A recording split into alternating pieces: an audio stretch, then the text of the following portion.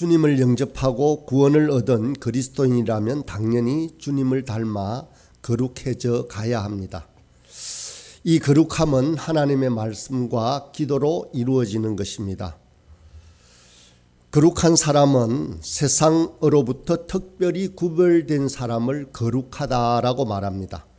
따라서 저와 여러분이 거룩한 사람이 되었다면 우리는 세상과 구별된 다른 삶을 살아야 합니다.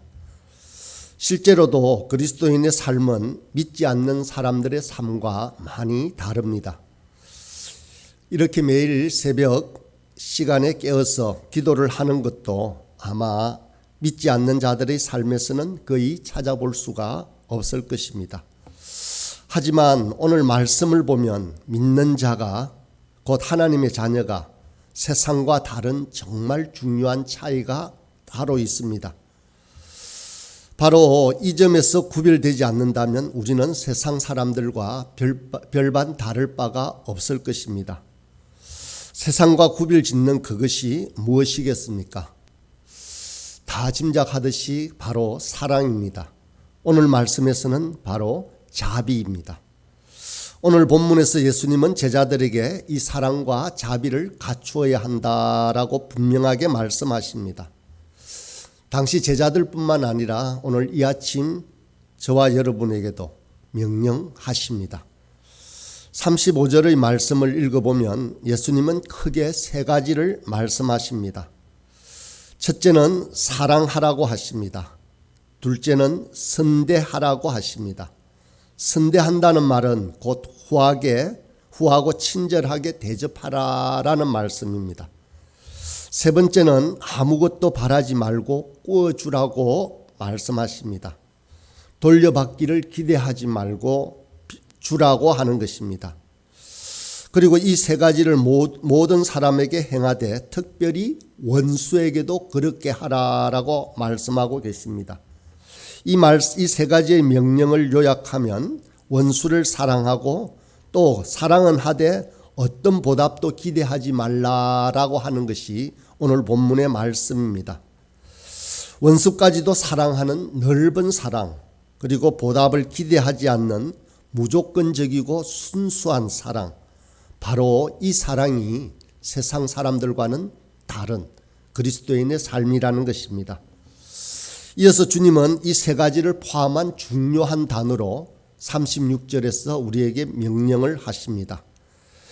바로 너희 아버지의 자비로우신 같이 너희도 자비로운 자가 되라라고 하십니다. 자비롭게 살라고 명령하시는데 자비의 정확한 의미가 무엇인지 우리는 또한 되새겨 보아야 합니다. 자비는 히브리어로 헤세드라고 합니다. 아가페나 사랑을 말하는 아가페의 이야기보다만큼이나 헤세드의 단어를 자주자주 되새기고 말씀을 전하기도 합니다.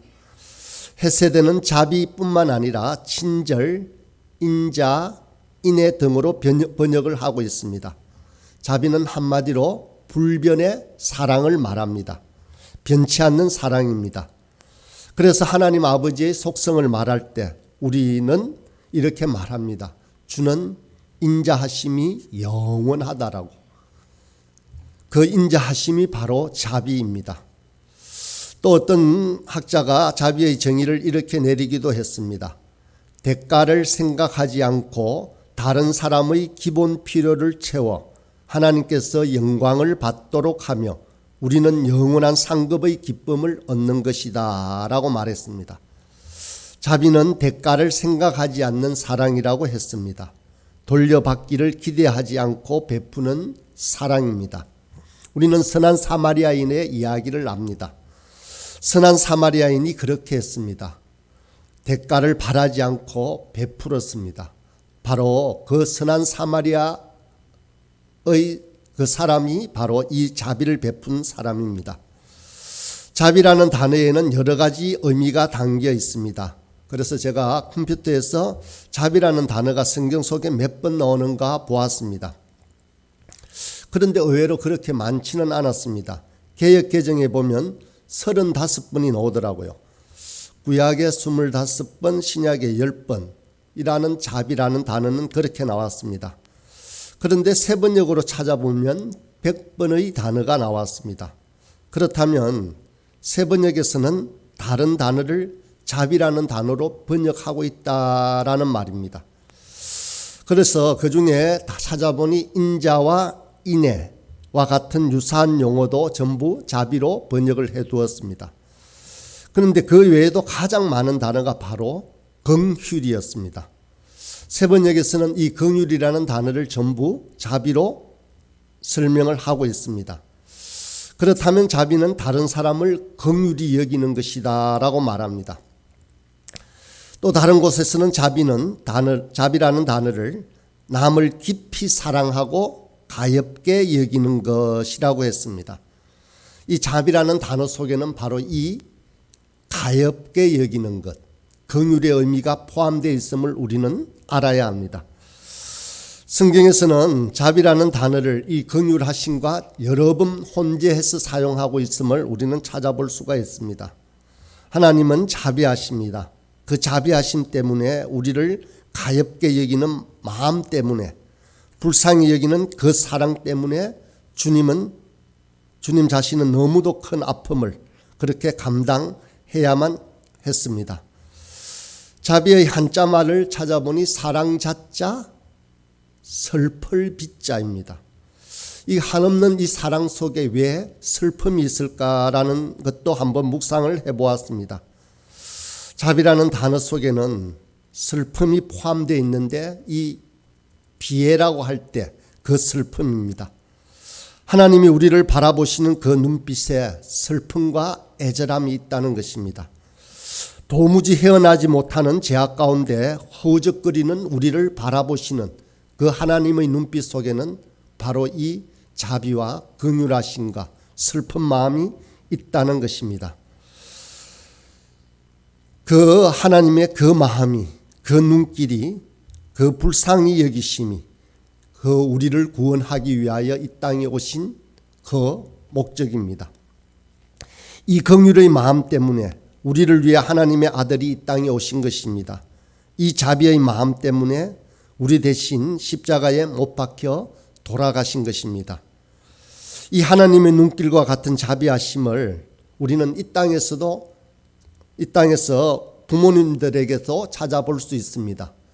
여러 사건이나 여러 뉴스에나 여러 이야기들을 통해서 살펴볼 수가 있습니다.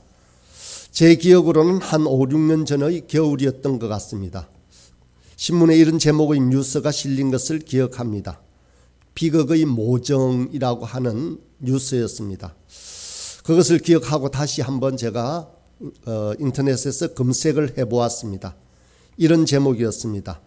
아들이 휘두른 흉기에 찔려 사망하는 순간 그 어머니는 아들을 향해 피 묻은 옷을 갈아입고 도망가라라고 하는 소제목이 있었습니다. 이 비극은 이렇게 시작되었습니다. 과거에 절도와 음주 무면허 운전 등의 범죄로 형사처벌을 받고 출소해서 집에서 빈둥거리며 술에 취한 채 누워서 텔레비전을 보고 있는 아들에게 엄마는 정말로 가여이 여기며 아들아 제발 뭐라도 해라, 그냥 가만히 있지 말고 라는 그러한 잔소리 아닌 잔소리를 했습니다.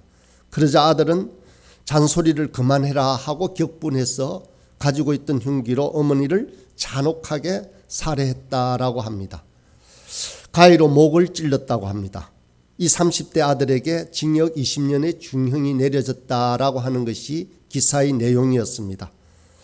이 사건을 조사하는 과정에서 아들이 쓴 진술서를 보니 흉기에 찔린 어머니는 피를 많이 흘리고 사망하는 순간까지도 아들을 걱정하며 옷을 갈아입고 그 현장에서 빨리 도망가라고 말했다고 합니다. 피를 흘리며 숨을 거두는 순간까지도 아들을 불쌍히 여기는 엄마의 이 같은 마음이 바로 자비입니다. 대가 없이 죽음 앞에서도 아들을 사랑하는 이 사랑이 우리 하나님 아버지의 자비를 닮아 있습니다. 제게 오래된 중마고우가 있습니다. 이 친구가 어느 날 저를 찾아와서는 말썽 피우는 아들의 이야기를 하였습니다. 그러면서 눈물을 흘렸습니다. 40년이 넘도록 만나면서 그 친구에게서 눈물을 본 적이 한 번도 없었는데 아들을 이야기하면서 눈물을 흘리는 것입니다. 그 친구도 살아오면서 얼마나 힘들고 속상한 일이 많았겠습니까? 그렇지만 의연하게 잘 견디고 직장에서도 인정받고 존경받는 삶을 살아가는 친구였습니다. 그런데 어찌할 수 없는 아들의 이야기 앞에서는 이렇게 눈물을 흘리고야 마는 그 심정이 바로 부모의 자비인 것입니다. 자식이 어릴 때는 부모가 그 자식의 문제를 모두 해결해 줍니다. 자식의 눈에서 눈물을 멈추게 할 수도 있습니다. 그러나 언제까지 부모가 자식을 대신할 수는 없습니다. 막상 자식이 학교에만 들어가도 부모가 대신해 줄 수 있는 것이 적어집니다. 자식의 갈등과 눈물을 대신해 주기가 점점점 어려워집니다. 다 큰 자식이 눈물 흘리는 것을 보는 것만큼 부모의 아픔이 되는 것은 없습니다. 부모는 자식의 눈물을 모두 닦아줄 수 없습니다. 이제 그 눈물은 하나님만이 닦아줄 수 있습니다. 하나님의 자비하심만이 그 인생의 눈물을 닦아줄 수 있는 것입니다. 그래서 하나님을 알아야 합니다. 이 자비로우신 하나님을 만나야 합니다. 이제 자신의 눈물을 닦아주실 하늘 아버지를 만나야 하는 것입니다. 그러지 않으면 그 인생은 아무런 의미가 없어집니다. 하나님의 자비를 알아야 합니다. 그 자비에 감동해야 합니다. 그 자비하심과 긍휼하심이 우리 모두의 마음속에 채워져야 하는 것입니다. 하나님의 자비하심과 긍휼하심은 우리를 어느 정도 불쌍히 여기시는 마음일까요? 어느 정도까지 불쌍히 여기는 마음을 우리는 긍휼하다, 자비하다 말할 수 있을까요? 단순한 동정심이 아닙니다. 마음을 찢는 고통으로 우리의 고통에 동참하시는 것입니다. 아들을 내어놓는 아픔을 겪어야만 했습니다. 하나님께서 아들을 내어준다는 의미는 무엇이겠습니까? 왜 이렇게 하셨을까요? 우리를 얼마나 불쌍히 여겼었으면 이렇게 하셨을까요? 이 불쌍한 마음이 바로 자비입니다. 이처럼 하나님의 자비하심에는 치러야 할 대가가 있었습니다. 죄인된 우리를 향한 그 불쌍히 여기시는 그 마음은 이렇게 희생의 대가를 치렀습니다. 그런데 이제 주님께서 우리에게 명령을 하십니다. 너희 아버지의 자비로우신 같이 너희도 자비로운 자가 되라. 너희도 자비로운 자가 되라. 라고 이렇게 명령하시는데 여러분들은 어찌하시렵니까? 아버지의 자비로우신 같이 자비로운 자가 되라고 말씀하시는데 자식을 내어놓기까지 자비하신 그 주님을 닮아야 한다고 하는데 정말 우리가 말로는 하기 너무 쉬운데 자비는 자신이 가진 가장 소중한 것을 내려놓는 사랑을 말합니다. 움켜쥐고 입으로만 자비를 이야기할 수 있는 것이 결코 아닌 것입니다. 내 소중한 것을 내려놓아야 합니다. 희생을 해야 합니다. 그것이 바로 자비이자 긍휼입니다. 여러분의 가진 것 어떤 것을 내어놓으시렵니까? 우리는 하나님의 자비와 긍휼, 은혜를 입은 사람입니다. 이제 그 자비와 긍휼과 은혜가 다른 사람에게 흘러가도록 해야 합니다. 우리가 자비와 은혜의 종착역이 되어서는 안 됩니다. 우리가 은혜를 받았다고 자비를 얻었다고 거기에서 끝나서는 안 된다는 것입니다. 우리는 종착역이 아니라 통로가 되어야 합니다. 지금 절기상으로는 사순절 기간입니다. 우리 주님의 아픔을 묵상하는 기간입니다. 주님의 고난을 묵상하는 때입니다. 왜 주님은 이런 고통을 당하셨을까요? 도무지 이해할 수 없는 그 말도 안 되는 십자가의 자리로 왜 나갔었을까요? 이 또한 우리를 향하신 자비와 긍휼의 마음 때문입니다. 그런데 이 고통으로 끝나지 않습니다. 죽음으로만으로 끝나지 않습니다. 절망으로 끝나는 것이 아닙니다. 고난의 사순절이 끝나고 부활의 아침이 밝아오게 되어 있습니다. 승리의 날이 오는 것입니다. 주님은 분명하게 부활하셨습니다. 그래서 우리 또한 부활할 것을 약속하십니다. 우리는 그 소망 가운데 살아갑니다. 주님이 부활하셔서 우리도 부활의 소망 가운데 살 수가 있습니다. 우리는 어떤 모습으로 부활되기를 원하십니까? 거듭날 뿐만 아니라 죄악된 모습이 변화되어서 거룩한 모습이어야 하지 않겠습니까? 하나님 아버지의 자비로우신 같이 우리도 자비로운 자가 되어서 부활의 기쁨을 가족과 친구, 이웃들에게 알리는 저와 여러분이 되길 간절히 기도하고 소원합니다. 이 아침에 함께 기도하도록 하겠습니다.